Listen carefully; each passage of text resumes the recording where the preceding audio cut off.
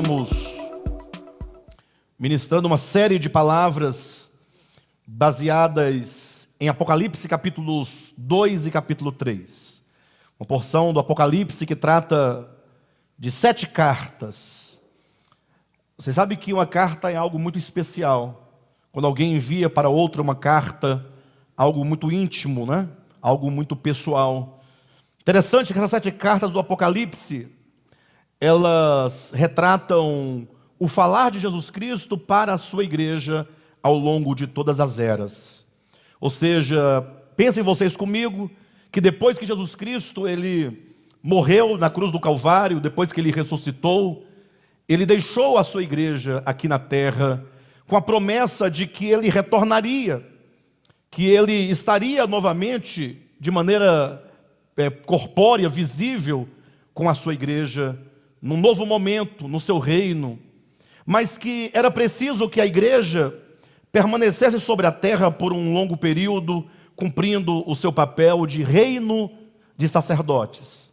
Sacerdotes enquanto aqueles que experimentam Deus, e porque têm uma profunda experiência de Deus na sua presença, eles podem então levar Deus a outras pessoas.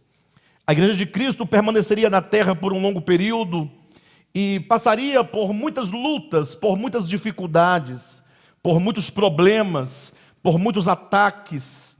E Jesus então, como sabendo da história da igreja, porque ele é onisciente, então ele tratou de nos deixar 7 cartas. Ele próprio dizendo em cada uma das cartas. Se os irmãos tiverem depois a curiosidade, ou mesmo a vontade de entender melhor o que eu estou dizendo, leia depois Apocalipse capítulos 2 e 3. Carta à igreja em Éfeso, Esmirna, Pérgamo, Tiatira, Sardes, Filadélfia e Laodiceia. Em cada uma das cartas é o próprio Jesus quem fala. E então ele falando à sua igreja, ele vai apontando todos os problemas, todas as circunstâncias negativas que porventura afetariam a sua igreja ao longo das eras. O Senhor então nos apresenta ali quais são os principais inimigos da igreja, que certamente iriam trabalhar intensamente para fazê-la desviar do propósito, para fazê-la abandonar a fé, para fazê-la desistir, para fazê-la apostatar-se da fé.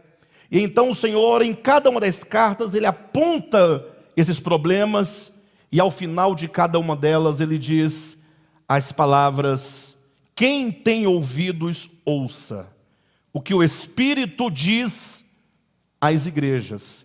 E em seguida ele faz um apelo, ou ele faz na verdade uma promessa. Ele diz: ao vencedor.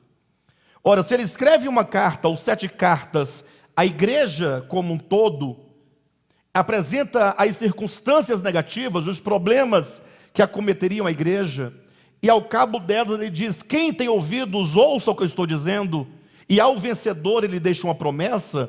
Isso traduz para nós a seguinte ideia, que pelo menos nesse período normal, entre o derramamento do Espírito Santo em Atos capítulo 2, e a segunda vinda de Cristo, certamente nem todos da igreja haveria de vencer.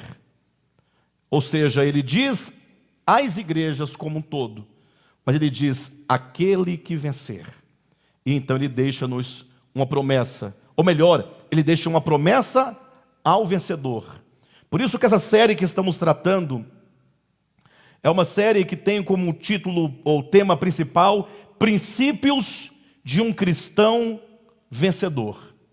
O que nos levou a pensar essa série de mensagens, não falando em aspectos escatológicos, não é nosso objetivo ministrar mais uma série de escatologia baseada nas 7 igrejas, mas a ideia é abstrair dessas cartas o suprassumo, aquilo que é mais importante, aquilo que diz diretamente a nosso respeito, a nossa experiência nos dias de hoje, para extraindo esses princípios que constituem um cristão vencedor. A ideia é que se você é um cristão, saiba, você pode até a segunda vinda de Cristo ser um cristão vencedor ou não. Ser um cristão que venceu todas as adversidades ou foi por ela derrotado?